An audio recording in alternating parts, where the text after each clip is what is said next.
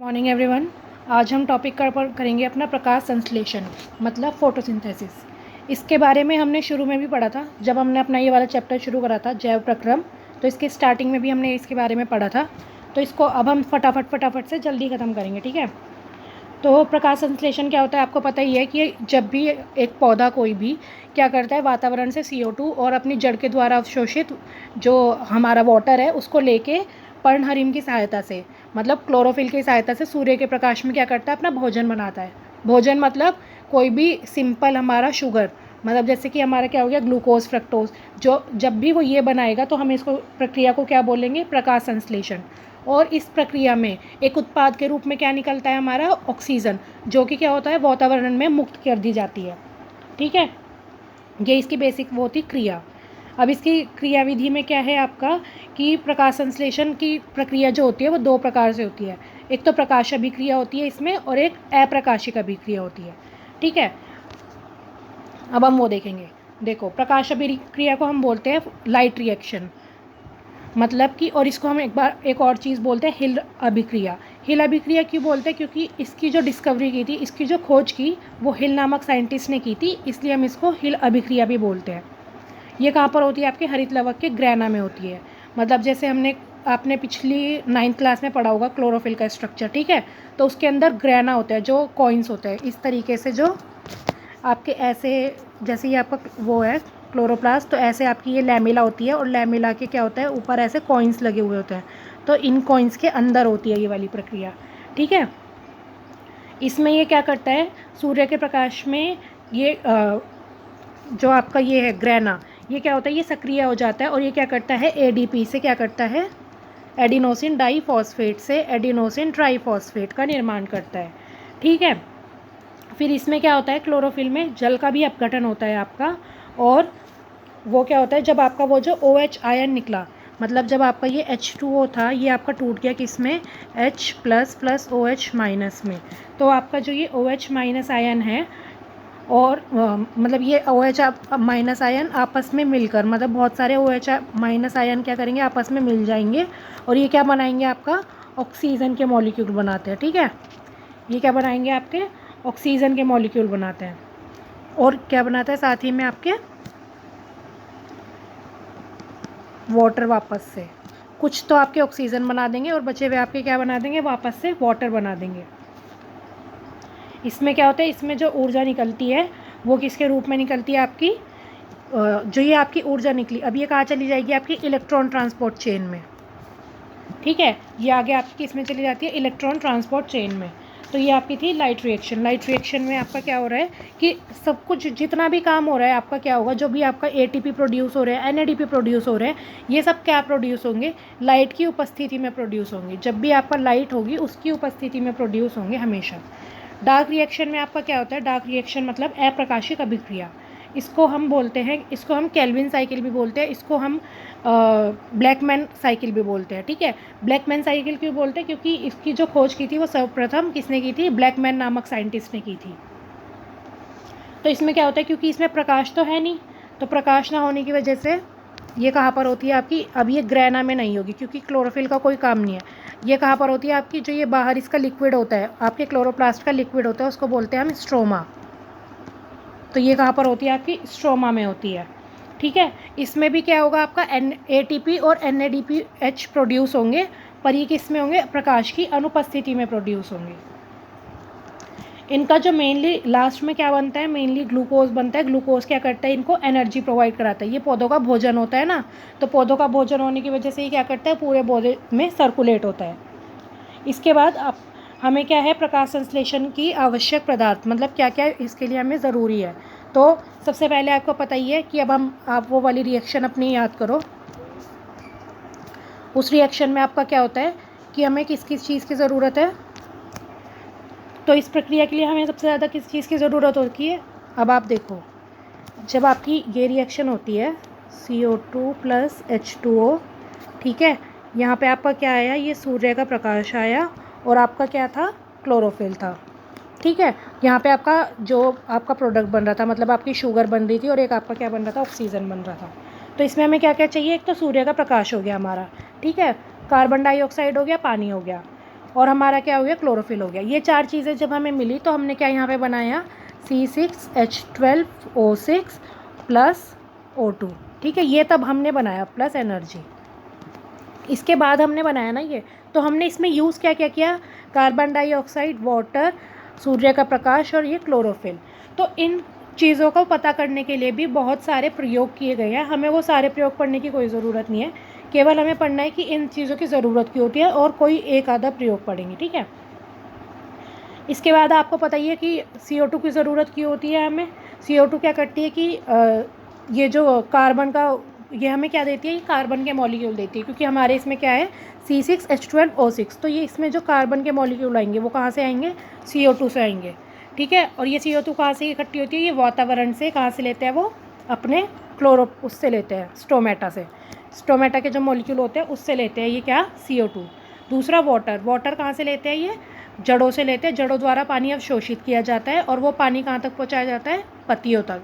और वो पत्तियाँ क्या करती है, उस पानी को यूज़ करके क्या करती है, ये अपना भोजन बनाती है। उसके बाद आपका क्या हो गया, अगला चीज़ है हमें सूर्य का प्रकाश। सूर्य का प्रकाश क्या हो गया, रात के समय आपका प्रकाश संश्लेषण नहीं हो सकता है, क्योंकि रात को क्या है, आपके पास सूर्य का प्रकाश नहीं है, ठीक है। पर हम क्या कर सकते हैं, कुछ चीज़ होती है, मतलब जैसे हमने टॉर्च जला दी या फिर हमारे पास बहुत सारी बड़ी बड़ी लाइट्स होती है, जिनकी वजह से हम कृत्रिम रूप से सूर्य का प्रकाश उनको प्रोवाइड करा सकते हैं। और क्या होगा, वहाँ पर प्रकाश संश्लेषण की अभिक्रिया हो जाएगी, ठीक है। लाल रंग के अंदर प्रकाश संश्लेषण सबसे अधिक होता है और जो आपका ब्लू कलर की लाइट होती है उसके अंदर प्रकाश संश्लेषण सबसे कम होता है, ठीक है। ये हमारा अलग अलग चीज़ों का क्या था, यूज़। क्लोरोफिल आपको पता ही है, क्लोरोफिल के अंदर आपका क्या होता है, वो आपका पर्णहरिम होता है। क्लोरोफिल के अंदर आपके वो होते हैं, क्लोरोप्लास्ट के अंदर आपके क्लोरोफिल के मॉलिक्यूल होते हैं। क्लोरोफिल के अंदर ही आपका क्या होता है कि जिसकी वजह से आपका क्या हो, ये प्रकाश संश्लेषण की अभिक्रिया हो सकती है, ठीक है। अब आपका क्या है कि प्रकाश संश्लेषण का आपका यूज़ क्या है इसका आपका कि एक तो पौधे को भोजन मिल रहा है, ठीक है। दूसरा आपका क्या होगा कि वातावरण से आपकी CO2 कहाँ पर आ रही है, CO2 आपकी यूज़ हो रही है, तो आपका क्या हो रहा है, वातावरण भी शुद्ध हो रहा है और आपका इसमें क्या बन रहा है, एनर्जी भी बन रही है। तो ये क्या हो गया, ऊर्जा का स्रोत भी हो गया, ठीक है। अब हम दूसरा देखते हैं, इसमें अब हमारा क्या बन रहा है, ATP बन रहा है, ठीक है। ATP अब हमारा क्या है, ऊर्जा का स्रोत। तो अब हमें इसके बारे में पढ़ना है। तो ये सबसे पहले क्या होता है आपका, जो आपकी राइबोस शुगर होती है, ठीक है। आपकी कौन सी है, राइबोस शुगर। और आपका क्या होगा, एडिनोसिन, ठीक है। ये आपस में मिलकर क्या करेंगे, ये आपस में मिलेंगे और ये क्या बनाएंगे, AMP, एडिनोसिन मोनोफॉस्फेट, ठीक है। ये वाला मॉलिक्यूल कौन बनाते हैं, राइबोस शुगर आपका और आपका एडिनोसिन मिलके क्या बनाएंगे, AMP। अब इस AMP के साथ एक फॉस्फेट ग्रुप जुड़ जाएगा तो ये क्या बन जाएगा, ADP, ठीक है। अब इस ADP के साथ एक और फॉस्फेट ग्रुप जुड़ जाएगा तो ये क्या बन जाएगा, ATP। ये सबसे हाइयर ऊर्जा का मॉलिक्यूल है, ATP सबसे ज़्यादा ऊर्जा का मॉलिक्यूल होता है। और यही हमारा जब भी प्रकाश संश्लेषण होता है तो क्या होता है, ATP बनता है, ठीक है। अब जब भी पौधे को क्या है, पौधे को एनर्जी की ज़रूरत है तो ये ATP क्या करेगा, ये ATP आपका टूट जाएगा किस में, ADP प्लस PI, ठीक है। तो ये तो आपका मुक्त हो गया, ये एनर्जी प्रोवाइड कराएगा और ये ADP वापस से किस में चेंज हो जाएगा, ATP में। किसकी वजह से, आपका प्रकाश संश्लेषण की वजह से या अन्य ऊर्जाओं की वजह से, ठीक है। अब आपके प्रकाश संश्लेषण को बहुत सारे आंतरिक और बाह्य कारक भी प्रभावित करते हैं, कि ज़रूरी नहीं है कि प्रकाश संश्लेषण आपका पौधे के अंदर कुछ कमी है उसी वजह से हो। ऐसा भी हो सकता है कि कुछ बाह्य कारक भी हो जिसकी वजह से आपका पौधा नहीं ग्रो कर पा रहा उस जगह पे, ठीक है। तो बाह्य कारक में आपका सबसे पहला क्या आ जाता है, प्रकाश। अब जो सूर्य का प्रकाश है उसमें आपने पढ़ा भी होगा, ये विबग्योर होता है, ठीक है।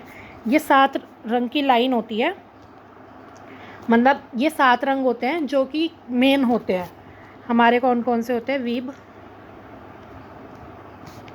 ये हमारे रंग होते हैं, ठीक है। Violet, indigo, blue, green, yellow, orange, red, ये वाले रंग होते हैं। और यही वाले रंग क्या करते हैं, एनर्जी प्रोवाइड कराते हैं। तो इसमें से सबसे ज़्यादा जो एनर्जी प्रोवाइड कराता है वो कौन सा होता है, रेड कलर होता है, ठीक है। सबसे कम एनर्जी कौन सा रंग प्रोवाइड कराता है, आपका ब्लू कलर। ब्लू कलर सबसे कम एनर्जी प्रोवाइड कराता है प्रकाश संश्लेषण के लिए, और रेड कलर सबसे ज़्यादा एनर्जी प्रोवाइड कराता है। मतलब रेड कलर जब ज़्यादा होगा तो क्या होगा, आपका प्रकाश संश्लेषण की अभिक्रिया तीव्र होगी, ठीक है। और ग्रीन कलर की लाइट में प्रकाश संश्लेषण नहीं होता है, ग्रीन कलर की लाइट को पौधे अब्जॉर्ब नहीं करते हैं, ठीक है। ये चीज़ आपको याद रखनी है कि लाल कलर में सबसे ज़्यादा होता है और ब्लू कलर में क्या होता है, सबसे कम होता है। फिर आपका दूसरा होता है टेम्परेचर। मेनली जो आपका टेम्परेचर होता है वो हमें कितना चाहिए, 10 डिग्री सेल्सियस से 35 डिग्री सेल्सियस के बीच तक टेम्परेचर हो तो सबसे अच्छा है, ठीक है।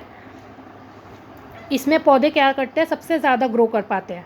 पर अगर इससे ज़्यादा हो गया, चलो 40 तक भी हो गया तब भी ठीक है, पर अगर इससे भी ज़्यादा हो जाता है, 50 हो जाता है, 60 हो जाता है, तो पौधे अच्छे से ग्रो नहीं कर पाते हैं, ठीक है। पौधों को क्या होगा कि पौधों को ग्रो करने में दिक्कत होगी, उनके अंदर जो सारे सिस्टम है वो ख़राब हो जाएंगे।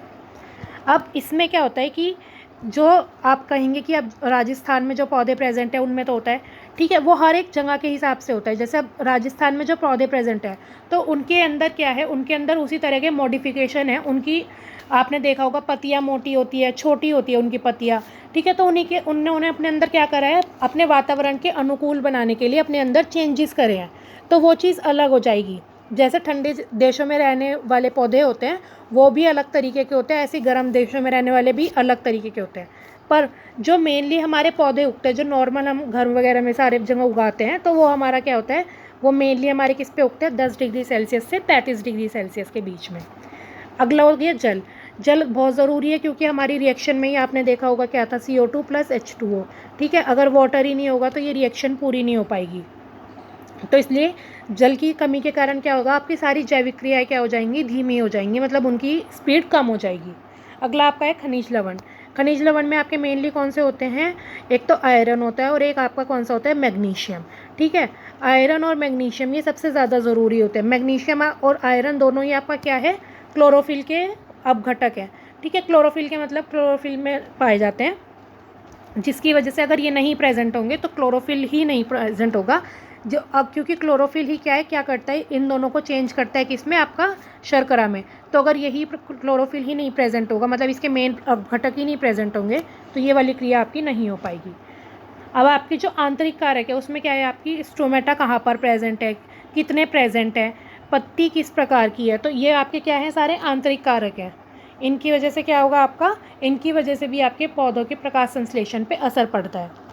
तो ये आज हमारा टॉपिक इतना ही था, प्रकाश संश्लेषण।